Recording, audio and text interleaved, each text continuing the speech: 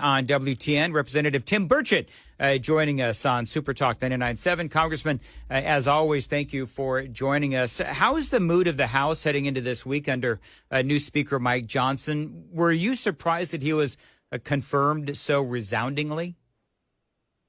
It is overwhelmingly pleasant. I can't tell you how excited people are in the House right now.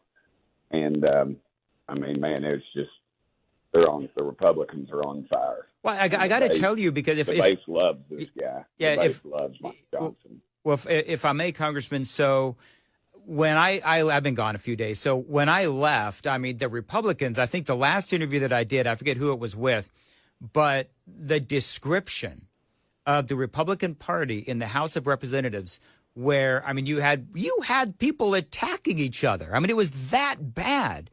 And so just with the confirming of Mike Johnson, it has gone from really, really horrible to what you just said, which is, what did you say, overwhelmingly pleasant? Yes, I can't tell you how excited people are. And I would say the person you had on there probably didn't vote to kick out the former speaker either. So that's going to make a difference, too. I think that people understand why we did it now, and I'd say a lot more will come out on that. But were you surprised that so many? Were you surprised that so many moderates voted for Mike Johnson, who I would describe him as very much of a conservative? You know, and it proved our point is that the lobbyist and the former speaker were trying to scuttle every person from Jim Jordan on down. I mean, Jim Jordan would be if you ask, he's probably behind Trump. He's the most popular Republican in the country, in the grassroots. But the lobbyists didn't like him, and the trouble is the lobbyists don't know Mike Johnson. That's the problem, and they couldn't. And then they tried to scuttle it by making some kind of co-leadership positions. Two speakers. I mean, you know, how the heck's that going to work? That's not even. I'm not sure if that's even constitutional, but it sure as heck wouldn't work day to day in the House. But and we couldn't have asked for a better speaker. This guy, he understands the law. He is a straight-laced guy. He's a family man, and he's not. We're not going to hear about him running around on his wife or anything like that, or any scandals he's involved in. As you can see, I mean, the left litmus test is The View and MSNBC and a couple of those, and they're just trashing him.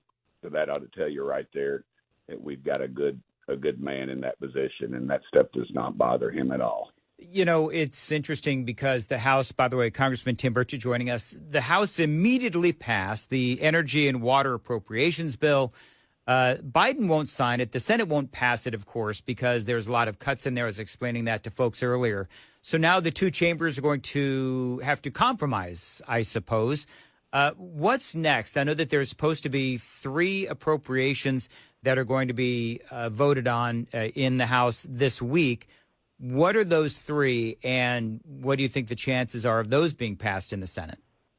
I can't remember the names of the specific ones, but by law, we have 12 appropriations. In the past, you know, they lumped everything together and they wouldn't allow debate, both parties, because the lobbyists had it all full of their largesse for the special interest. They had to grease every lobbyist in town with those bills. And at least now the public knows what's in them a little more, and the members can debate, and we're allowed to attempt to put amendments on those.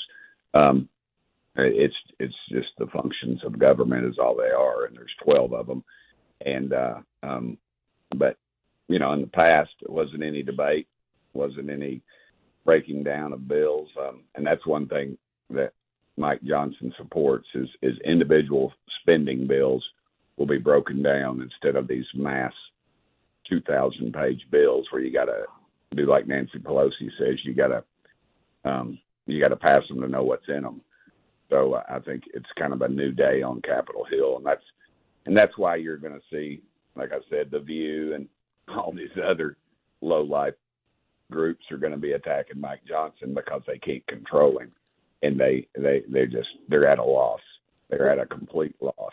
It's interesting you say that, because one of the things about Mike Johnson is he helped raise a young black teenager years ago, and he is now an adult, and they're using that as an attack point. Isn't that the craziest damn thing you've ever seen in your life? It is amazing that, I mean, and you're right. I think you nailed it when you said lowlifes, and I wholeheartedly agree. And I want to play this for you. This is Mike Johnson, and he's talking about the funding for Israel. Listen. Well, listen, we're going to move a standalone Israel funding bill this week in the House. I know our Republican colleagues in the Senate have a similar measure. We believe that is a pressing and urgent need. There are lots of things going on around the world that we have to address, and we will. But right now, what's happening in Israel takes the immediate attention, and I think we've got to separate that and get it through. I believe there'll be bipartisan support for that, and I'm going to push very hard for it. So he is separating, and this is great news. You were talking about this earlier, Congressman Burchett, Speaker of the House Mike Johnson, talking about how he is going to separate the funding for Ukraine and Israel. Your thoughts on the funding for both? Well, first of all, the president is playing complete politics with it. He talks about it being an Israel funding bill. It's over $100 billion.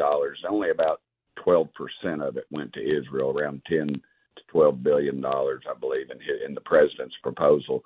The rest was what he called border security. Now, in that border security, all that was a bunch of bureaucrats that would allow for illegal aliens and some people that are frankly on the terrorist watch list to get to the innermost portions of this country and not be able to be, and you never would hear from them again, basically is what would happen, except when something bad went down. And that was a portion of it. And the other largest portion, I believe around $60 billion, was for Ukraine. And you got to ask yourself, what is pressing in the world today? It is not Ukraine. You have a president who's been corrupted and his son had shady business dealings with people over there, and now that is his priority, and he's couching it as a Israel relief package, and that just is not true. And people need to start calling it out. Again, it's a big diversion. The national media is not covering that, but they ought to be. And ask yourself, why is all this money going to Ukraine, and why is it not going to Israel?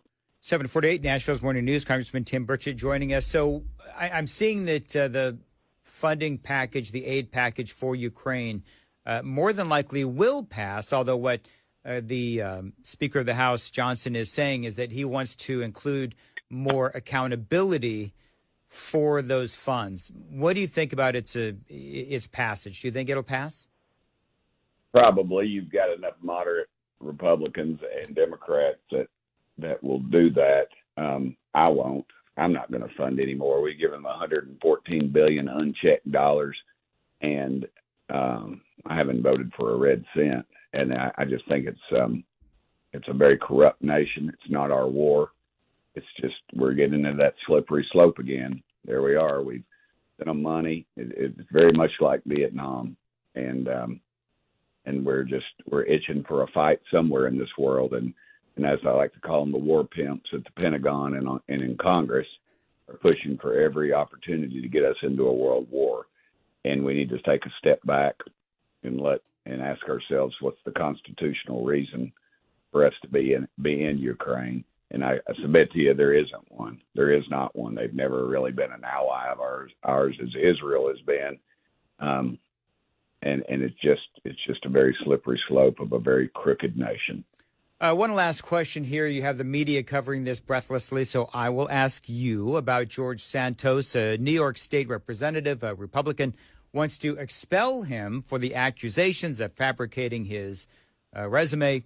What's the mood on Capitol Hill amongst Republicans as it relates to George Santos? Well, he's got that's primarily the folks out of New York, and there's a group will probably, I'd say he'll probably get thrown out. But I think the issue we should ask ourselves is this what about a trial by jury kind of thing? Or we've had members accused of things in the past and found innocent. We've had them found guilty. I said, let's just let the court run its system, run its deal, and then we'll address it after that. But until then, I just because you're accused, I used to have a dear friend of mine, Joe Haynes. He was a state senator and a very good attorney in Nashville. When I was in the state senate, he said, Tim, he said, you can indict a ham and cheese sandwich. He said, it doesn't mean you're guilty. And I've always remembered that because that was some pretty good advice that Joe gave me. And that kind of changed my whole opinion of all that back then. So I'm not going to vote to kick him out. I think they ought to just wait and let the courts decide, and then we'll get to where we're at. All right. Thank you very much, Representative Tim Burchett, joining us on Nashville's Morning News on Super Talk 99.7 WTN. Always great to speak to you.